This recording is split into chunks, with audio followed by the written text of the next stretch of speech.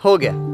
अपने करियर के ड्रीम को पूरा करने का एक इम्पोर्टेंट स्टेप आज ले लिया। इंडिया का सबसे बड़ा स्कॉलरशिप एग्जाम एंथे यानी आकाश नेशनल टैलेंट हंट एग्जाम आ रहा है 100% स्कॉलरशिप लेकर। एंथे IITs और टॉप मेडिकल कॉलेजेस में एंट्रेंस पाने का सबसे बड़ा गेटवे है। माना कि इस बार थोड़े चैलेंजेस हैं, पर सक्सेस किसी का वेट नहीं करती। और हाँ, इस बार तो एंथे ऑनलाइन भी है, तो प्रॉब्लम सॉर्टेड। एंथे, सपनों से सक्सेस तक जाने का गेटवे। Register now. मैंने तो एनरोल कर लिया है, और आपने? आज भी हमारी पार्टी का एक एक कार्यकर्ता जो है, जो हमारे मेहमान आए हुए हैं, जो इस देश के अन्नदाता की लड़ाई लड़ रहे हैं, उनके लिए किसी चीज की कोई कमी ना आए।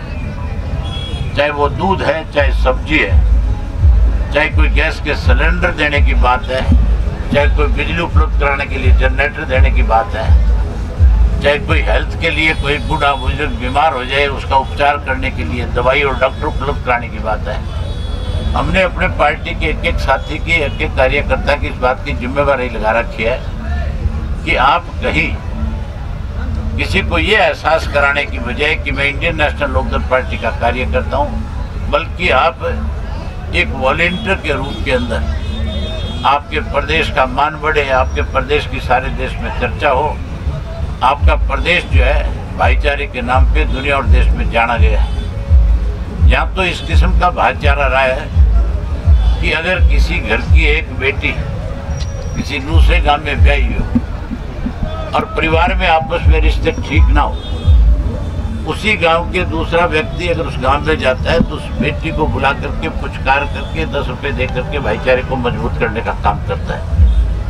आज बहुत बड़ी जरूरत इस देश के इस अन्नदाता को है। इसमें हम अपना भाईचारा पूर्ण रूप से मजबूत करके लोगों में एक मैसेज दें, इसके लिए हमारा एक एक कार्यकर्ता इस काम में लगा हुआ है।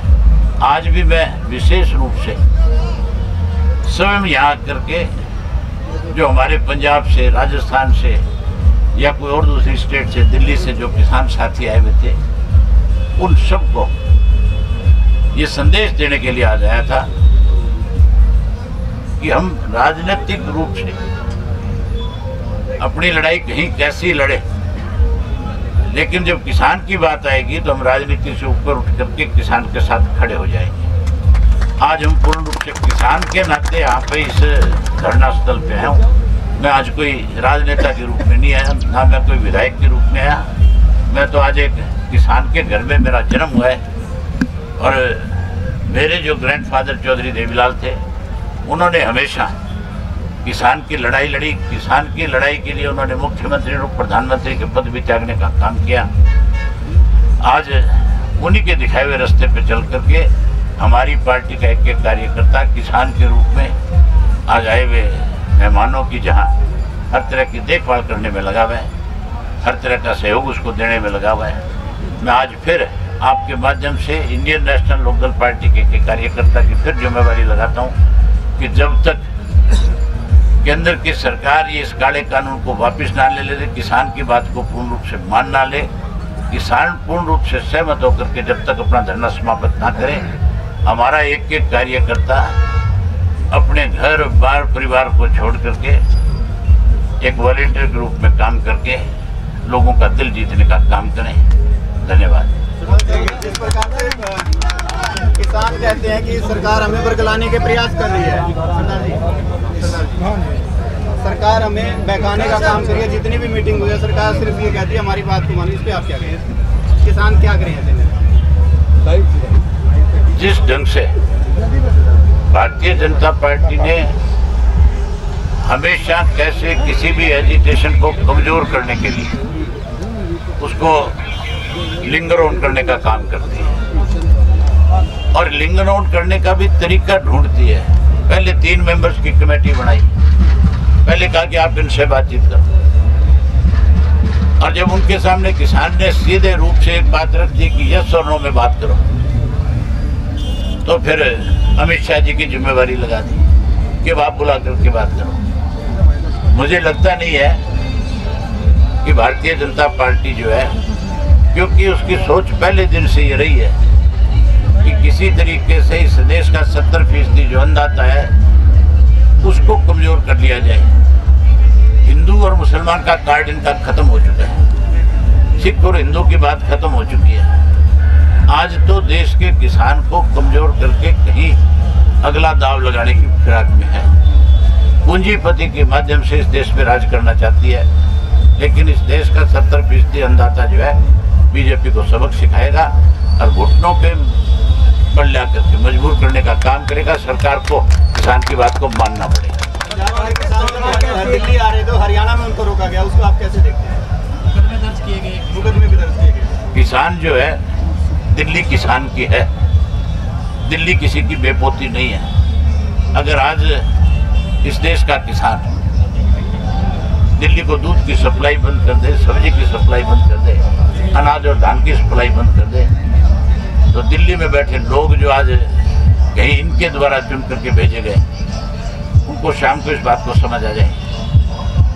जिस तरह से किसानों पे मुकदमे बना करके उनकी आवाज़ को दबाने की कोशिश की गई है, अनेक दफ़ा सरकार ने इस तरह से मुकदमे बनाए, दबाने की कोशिश करी, लेकिन मजबूर होकर के मुकदमे वापस लेने पड़े।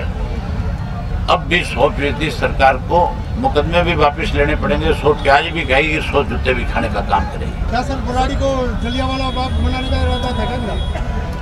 भारतीय जनता पार्टी की सोच है, लेकिन मैं बधाई देता हूँ यहाँ जितने भी किसान साथी आए हुए हैं, जो लाखों की संख्या में, जिनकी गिनती नहीं की जा सकती, जो कई कई किलोमीटर तक अपने साधनों में अब भी ज्यों के त्यों बैठे हुए हैं। जिस शांतप्रिय तरीके से उन्होंने इस एजिटेशन को चलाया, मैं उसको उनके लिए बहुत बहुत बधाई देता हूँ।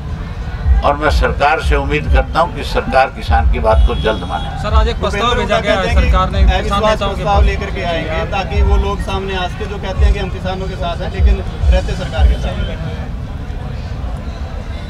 मैं यहाँ पे कोई भी राजनीति नहीं करना चाहता। आपका सवाल इस किस्म का है, कांग्रेस पार्टी जो है, आप हुड्डा साहब से केवल एक बात पूछ ले कि जिस दिन विधानसभा के अंदर सरकार की तरफ से प्रस्ताव लाया गया था, उस दिन वॉकआउट क्यों किया? उस दिन किसान के पक्ष जो है विधानसभा में क्यों नहीं रखा? उस वक्त भूपेंद्र सिंह हुड्डा जो है विश्वास प्रस्ताव क्यों नहीं लेकर गया?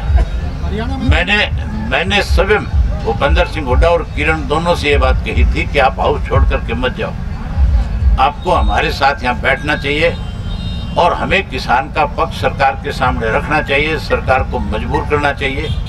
ये लोग तो उसी वक्त हाउस छोड़ करके चले गए थे, लेकिन मैंने अपनी बात ठोक करके किसान के पक्ष को सरकार के सामने रखा, और जब सरकार मेरी किसी बात का जवाब नहीं दे पाई तो फिर मैं वॉकआउट करके आया।